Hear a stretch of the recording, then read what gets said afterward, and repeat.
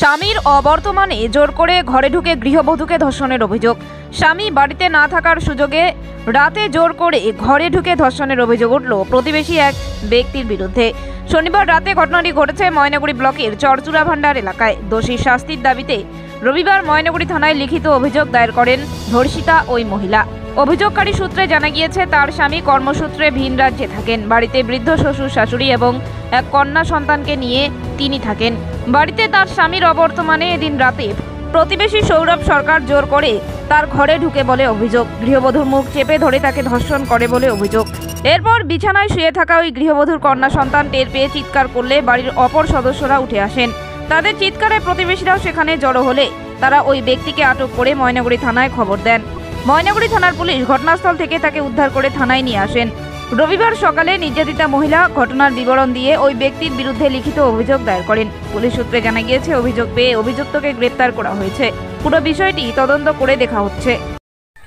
বাবুলাল সরকার বলে যে ঘটনাটা ঘটেছে, যার সঙ্গে কি হয় আপনার বৌমা বৌমা হয়, এটা রাত কটা নাগাদ ঘটনাটা ঘটেছে?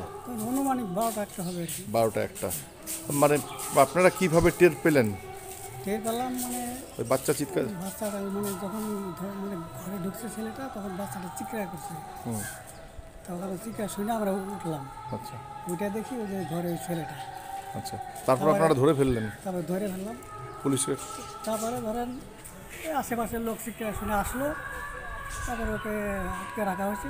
তারপর সকালবেলা পুলিশে যে একজন গৃহবধূর উপরে আচমকা রাত্রিতে ধর্ষণের চেষ্টা বা ধর্ষণ, এইটা যে ছেলেটি করেছে সেটা কি আপনার দলের কোনো লোক? সেটা আমার সেরকম জানা নেই, আমি খোঁজ নিয়ে দেখছি।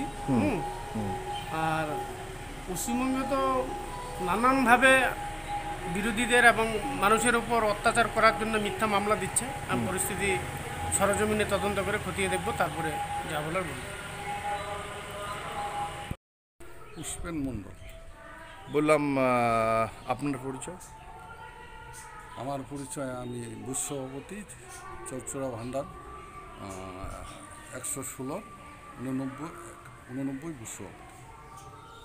কোন পার্টি? তৃণমূলের। বললাম, কি হয়েছে আপনার এলাকায় বলেন তো? রাত 12টার দিকে আমার বাড়িতে ওই যে বউটা ধর্ষণ হয়েছে, হ্যাঁ, ওই বউটার শ্বশুর আমার বাড়িতে গেছে, আমাকে গেট খুলে ডাকতেছিল। ডাকার পরে আমি উঠলাম, উঠার পরে শুনলাম কি হয়েছে। আমি ভাবলাম মনে হচ্ছে চুর টুর হয়েছে নাকি। বললো এই ঘটনা, আমার বৌমাকে জোর করলো একটা ছেলে, ওই পাড়া, আমাদের একই পাড়া, 1 কিলোমিটার ফারাক। ওইখান থেকে আইসে ওই ছেলেটা, ওই বৌমা ছেলে শ্বশুর, ছেলে তো কেরালা থাকে, ওই সুযোগে বৌমা